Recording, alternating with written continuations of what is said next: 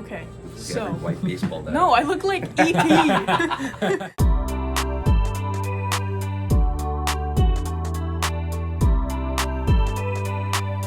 Last day! Yeah. Last day! So, we're waiting for Alex because he has class. Last day of recording. Today is backup day.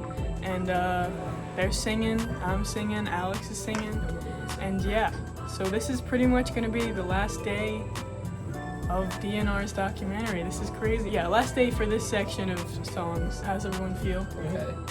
Okay. Are you happy Needed with the that songs? break in between Oh yeah. last time and this. Yeah, Yeah. definitely. If you've been liking what you've been seeing, please make sure you like, subscribe, share, Going to Alex comment. Hit that bell. Punch the subscribe button. Squad. Click the three please. dots. Squad. Get join. notifications. Ah! Yeah. Okay. So, here we go. Yes, you can. Okay, Joe, how are you feeling? First one up. I'm doing okay. I wanted to die. Like, backups were not my favorite, nor did I want to do them. And even though, like, I practiced them and, you know, I heard the notes in my head, yeah, the same thing, but I just did not want to do them for the life of me. So it wasn't about confidence or nothing like that. It's just, I hated singing. So I did not want to do it. What song are we on right now? Alright, we wish Joey some luck. Please, I need all of it. There's nowhere else in the song there should be backups, right? Days go by. Make sure you check out Joey's mixtape These coming days out. go by. The fact that we literally, while recording, decided then was the best time to learn how to properly sing was probably not. It didn't work best out too well in the idea. end, but like, No, but there is, you know, they got movie magic, now we have music magic, so it doesn't sound yeah, like auto-tune, so doesn't sound like you're a dying dog, but like Travis Scott is a little auto-tune, right? it's not even like you were singled out either. Like, I was just trash. no one knew how to sing, so No, no. In my opinion, I was like sitting there, like, wow, I can't do this. but I mean, it's also that kind of like, that process kind of shows, it kind of showed all of us how like each other's craft is so different. Yeah. So I can't sing. it's really interesting to see everybody go out of their comfort zones in that way. And I mean, you can sing. I can sing, I just don't like to. Yeah, so I mean, I just. at least you learned something. Yes. What? Nah. What? Oh my god! I knew that hurt the second I went up for that.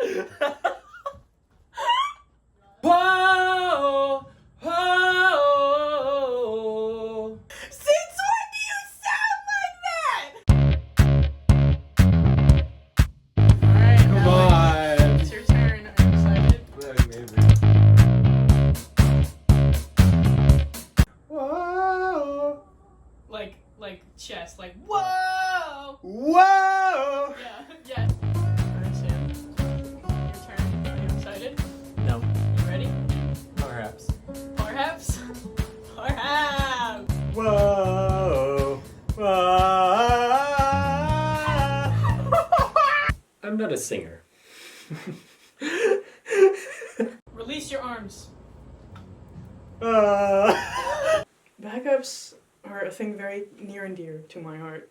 I always like to layer a lot of things, both guitar and vocals, just because it kind of, if you were to make enough layers with just those two instruments or just one of them alone, you could make a full song. And so my mindset when it comes to writing and recording backups is kind of trying to fill the space that deserves to be filled with something lush and like beautifully delicate but also really complex, yet simple at the same time. And so when it came to writing all the backup parts, I was usually thinking of creating textures with just my voice that could better serve the song. And then when it came to actually recording them, it's easy when it's just me recording because I have them already in my head, so I can just bang them out. But when it came to the idea of having other people sing them and recording them, it was definitely a challenge because I'm used to just, with the demos, just getting it done myself and finishing it fast. And then when you introduce other vocalists and other you know, minds, it's definitely a lot harder because people, you know, perceive, you know, these parts differently than you wrote them, and no one sings the same way or has the same amount of experience. So it was definitely a challenge to kind of work with everybody to get these parts finished. But in the end, I think what means a lot is that we can all say that we were singing on this album, and then I can say that everyone's voice can be heard on this album. And I think that was always really important because, you know, being able to say that, you know, all of us are there saying really important messages, I'm pretty satisfied with that being the case. Assholes. Oh! That's the first chorus. Okay, Sam, next song, Fine Wine, next! Your voice sounds like a It sing. sounds Yeah. like... It sounds like you're singing. I know. Really good. Yeah, Emily recorded her parts for Fine Wine. What do you think, Emily, so far? I'm pretty happy. It sounds great. Sounds very lush. Then what's the beat? I lost the note. It's all natural. The auto-tune will make it really, like, sweet. What is dancing? What is that? You see a room full of people dancing? That's a party now. Now you're not a party. I don't even think that's you. I think that moment where whenever we do those kinds of things where we'll spontaneously just be like, let's play this part of the song because it's groovy, and then we play it and we'll just harmonize.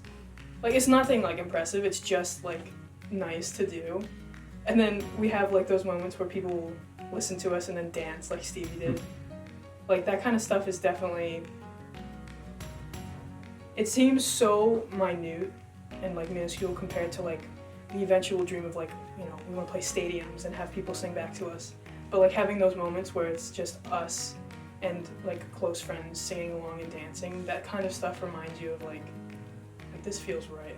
Like, this is definitely really what we're supposed to be doing. Mm-hmm.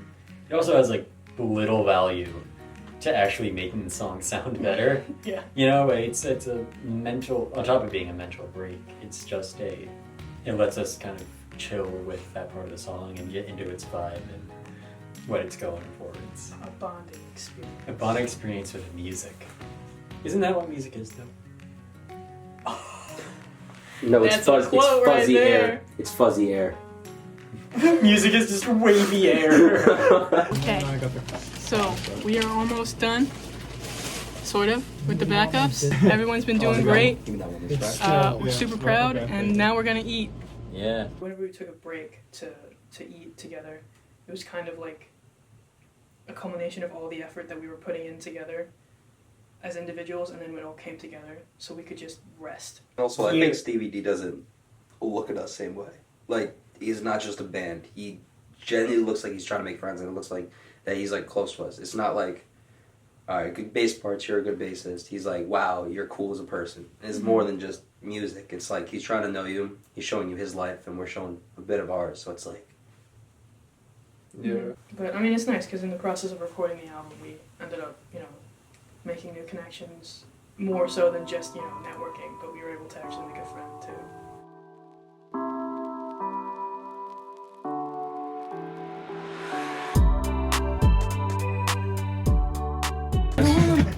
Be the one who stands. The one who stands. You guys get to see me do a line. It's a very important line. Shh, I'm doing my very important line. You say it too, Joe, at the same time. This is gonna be a performance piece. Me? That's pretty good. Yeah, that's fine. honest to God, that was probably like the funniest part about recording.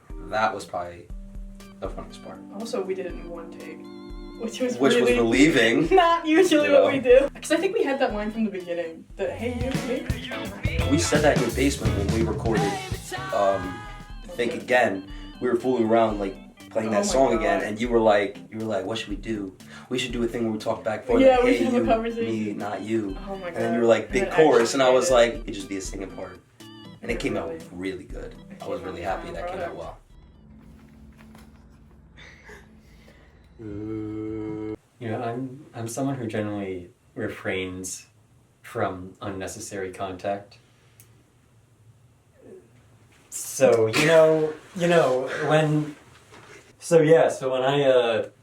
Alex was behind me, messing with me, I felt no other choice but to kick him. Yeah. Come on, you thickum. Ow! That's my head! See, it's like moments like that I think are way more true to what we're actually like. When we aren't thinking about how there's a camera on us. Mm-hmm. Yeah. And so those kind of moments of like reminders of,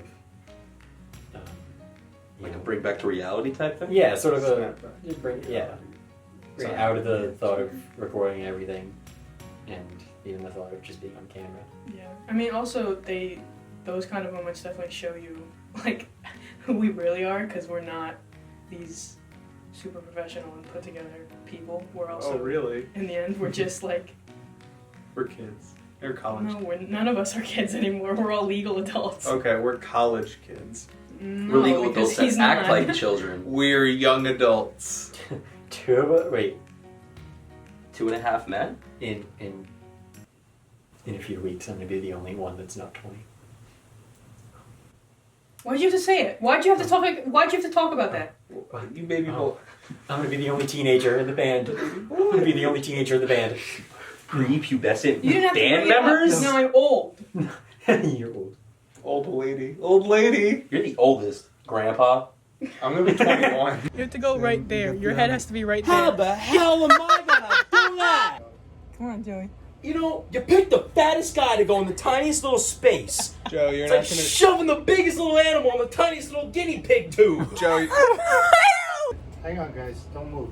Hanging. Get Stevie D in the Oh yeah! Shout out to my boy Stevie DVD says Right hit there. the bell, join the notification squad, hit the like button, and everything else. Sam, are you excited to do sax? Sax. I mean, Keith, Sin. you had me thinking of sax.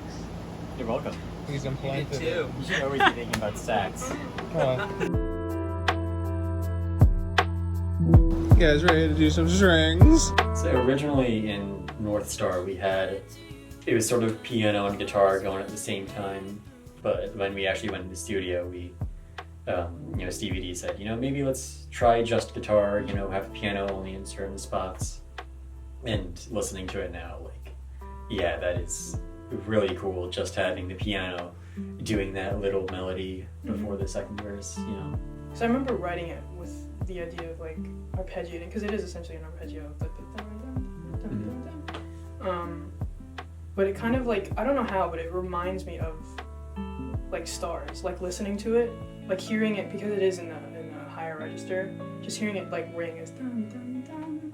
It just sounds like a star, and I can't explain it, but it just sounds like outer space, but in a really emotional, sentimental way.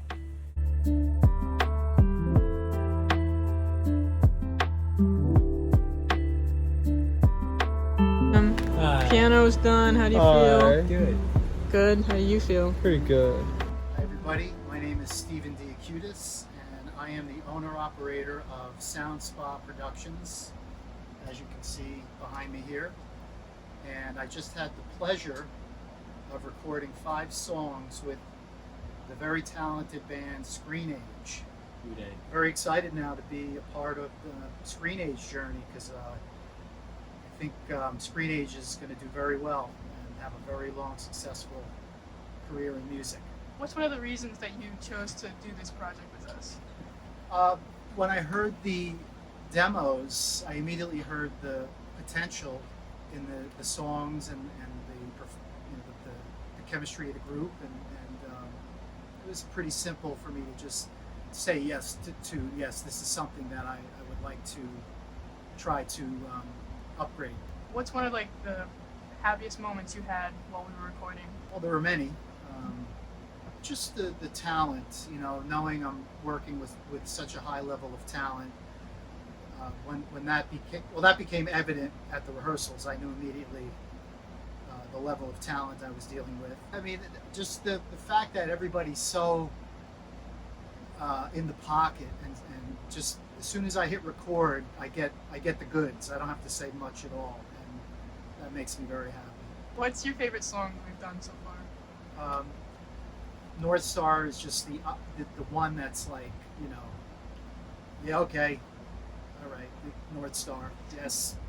It's like, I get it, that's the hit, but again, you never know. But questions. Yeah. And as a final question, what's something that you learned from this session? That there are young people that I can work with where I don't want to jump off a bridge. They do exist. It's not that I learned this, you know, but it was reinforced to me that, like, when you guys were doing your parts today, you know, like Sam was doing his baritone vocal parts, and those are not usually parts that I would suggest. But after, you know, we realized the final end result of them, and then we started blending everything else on top, you know, it reinforced the idea of be open-minded, you know, see other people's visions through. Don't work like a dictator, like, oh, no, Sam, no. You know, so I think it's important to always keep an open mind, you know, in the arts, in life. You know, always hear the other person's ideas and see them through, and before you, unless you know for sure, like, but respectfully, might I suggest if you're going to try to get into this gig as a producer, I think it's real important to keep in mind to respect, because you know there's always more to learn. You know, a 90-year-old person can learn from a 10-year-old. You know, it's never stop learning in this life. So. And do you have any final words before we kill you off this documentary?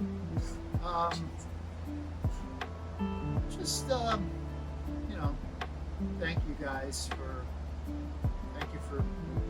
hiring me to come into your something that's very important to you guys. I really appreciate it, and I hope that when all is said and done, you guys will be very happy with, you know, everything we've done. I mean, we've been a band for a long time, so I feel like since Station 42, a lot has happened since then. Once we got to work with him, it was kind of like rejuvenated. Like, we all kind of remembered what it was like to be really happy with music. He really focused us a lot because we had a lot of ideas kind of all over, and he picked the best ideas out of all of them and was like, that's something we should focus on and make better. Yeah, this was like the first section of this documentary. There's going to be more to come. We hope you enjoyed it. We hope you enjoyed seeing and hearing from all of our parents and from Stevie D, and, you know, hopefully seeing a bunch of teenagers record an album that really means a lot. Real entertaining for you. We definitely saw more of each other stressed than we have in a while. Which sounds bad because it's like, well, that sounds like your record won't be good, but like, like for a lot of it, we kind of like hungered down, and we hadn't really done that in a long time. Being in a different environment, it kind of showed each other's true colors. Not in like, you're a now we know it, but like, now it's like, we saw like you stressed, we saw everybody stressed, and it kind of like, I don't know, it's a different side than to the whole, you know, we're friends. So we Seeing hang out all the everybody time. hanging out, getting food. But now it's like, oh, we see each other differently now. It's not a band, it's a family. Any last final words that pertain to this session? Stay in school for most of you. This album kind of marks the transition process between, you know, where we were and where we're going. Because like the way I see it, you know, what we're going to be working on in the future is just, you know, even like another big step in the evolution of how we're, you know, how we're playing our music and everything. You know, I think it's obviously like a big step to record an album this way and to write an album with this much meaning and with this style of music. So, you know, it's it's like a stepping off point. This is the transition from Station 42. I think it's important that we can see how much we've grown to go from our beginning to now writing an entire concept album about the entirety of life and choosing that to be our stepping stone into the greater. But I mean, I'm really proud of it. Mm-hmm. Now I'm like, yeah, this is like an album. This is like an actual like album where Full length. It doesn't even feel like it's just ours anymore. You know what I mean? Because like we've had these songs for so long, and people know them, or at least they've known the older versions of them. So it feels like since we put in so much work and so much time, like it feels like it's everyone else's too. Like even if they haven't heard it, like I feel like it's my mom's album, it's my dad's album, like it's Kristen and Lizzie's. Like I feel like already this is for them. Because they're even though it's not- inspiration. Yeah. Which is kind of nice, because if it's a concept album about life, if we consider all of our friends and family, the ones that we dedicate it to, I think it's kind of nice. And on that note, DNR. Yeah, no.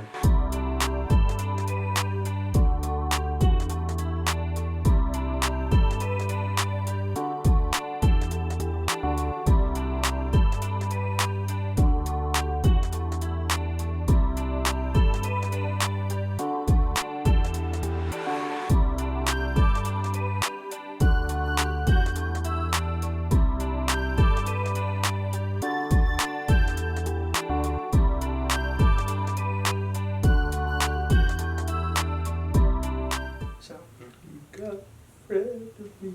Da-da-da. You got a